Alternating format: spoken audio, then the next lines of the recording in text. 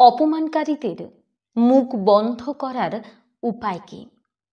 আপনার চারপাশে নিশ্চয়ই এমন কিছু মানুষ আছে যারা সুযোগ পেলেই অপমান করে, খোঁচা দেয় বা তুচ্ছ তাচ্ছিল্য করে। হয়তো অফিসের সহকর্মী, আত্মীয় স্বজন, পরিচিত কেউ কিংবা সোশ্যাল মিডিয়ায় ট্রোল করা কিছু লোক। এমন মানুষ কিন্তু সব জায়গায় আছে। কিন্তু প্রশ্ন হলো, আপনি কিভাবে এসব সামলাবেন? রাগ দেখাবেন, নাকি পাল্টা অপমান করবেন, নাকি চুপ করে সবটা সহ্য করবেন?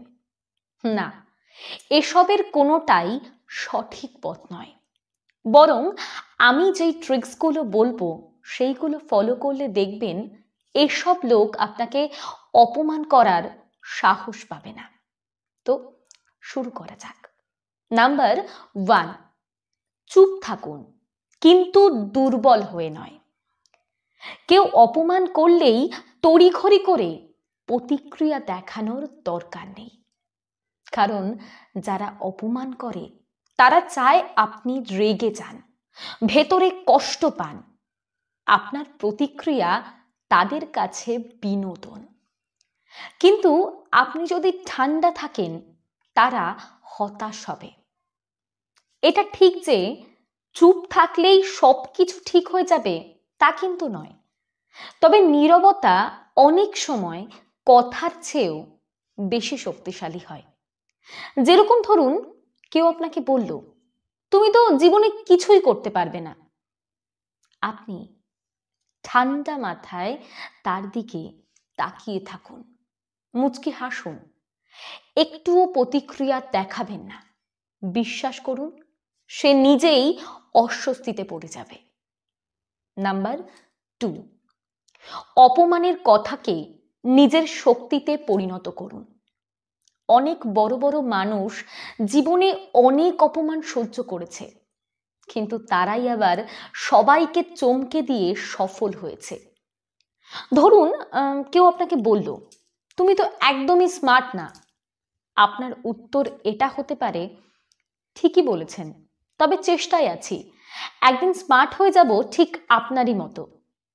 কেউ যদি বলে, এই কাজ তোমার দ্বারা হবে না, আপনি ভাবতে পারেন, সত্যি কি হবে না, নাকি এই লোকটাই ভয় পাচ্ছে যে আমি সফল হয়ে যাব। জীবনে বড় কিছু করতে চাইলে অপমানকে জ্বালানির মতো ব্যবহার করুন। যখনই কেউ ছোট করবে, মনে মনে নিজেকে বলুন, দেখে নিস, একদিন তোকে ভুল প্রমাণ করবই। এই জেদটাই নিজের মধ্যে রাখুন। নাম্বার 3, প্রতি উত্তর দিন, তবে বুদ্ধিমানের মতো। সবসময় চুপ থাকাটাও ঠিক নয়। কখনো কখনো এমন উত্তর দিতে হয় যাতে সামনের মানুষটা বুঝে যায় যে আপনাকে অপমান করা সহজ হবে না। যদি কেউ আপনাকে খোঁচা দিয়ে বলে, তোমার কাজকর্ম সব বাজে, আপনার উত্তর এরকমটা হতে পারে, সত্যি? তাহলে তো তুমি নিশ্চয়ই জানো কিভাবে এই কাজটাকে আরো ভালো করে করা যায়, প্লিজ আমাকে একটু শিখিয়ে দাও না। এইভাবে যখনই আপনি বলবেন, অপমানকারীর আসল জায়গাটা বেরিয়ে আসবে। কারণ তারা কেবল মজা পেতে চায়, কিন্তু গঠনমূলক কিছু বলতে চায় না। নাম্বার 4, দূরত্ব বজায় রাখুন। সবার কথা শুনতে হবে না, সব মানুষের কথা শোনার দরকার নেই। বিশেষ করে যারা আপনাকে শুধু নিচু দেখাতে চায়, তাদের কথা শোনা মানেই নিজের মানসিক শান্তি নষ্ট করা। যদি দেখেন কোনো একজন মানুষ সবসময় আপনাকে ছোট করে কথা বলে, তাহলে তার থেকে নিজেকে দূরত্বে রাখুন। তার কথাকে গুরুত্ব না দিয়ে নিজের কাজে, নিজের লক্ষ্যে ফোকাস করুন। সফল মানুষরা কখনোই সবার মতামত নিয়ে মাথা ঘামায় না, তারা শুধু গুরুত্বপূর্ণ মানুষের কথা শোনে। তাই নিজের মধ্যেও সেই অভ্যাসটাকেই গড়ে তুলতে হবে। নাম্বার 5, নিজেকে এমনভাবে গড়ে তুলুন যাতে কেউ আপনাকে ছোট করতে না পারে। সবচেয়ে ভালো প্রতিশোধ হলো নিজেকে এতটা শক্তিশালী বানিয়ে ফেলা যে অপমানকারীরা একদিন আপনার প্রশংসা করতে বাধ্য হয়। যদি কেউ বলে তুমি তো কিছুই জানো না, আপনি ভাববেন সত্যি তো, আমি কি প্রতিদিন নতুন কিছু শিখছি? না তো।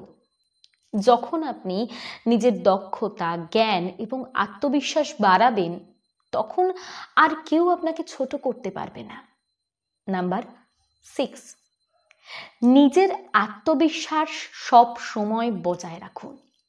আপনি কার কথা শুনবেন সেটা সবার আগে বেছে নিন। অনেকেই বলবে এটা করো না, ওটা করো না, সেটা করো না, তুমি পারবে না।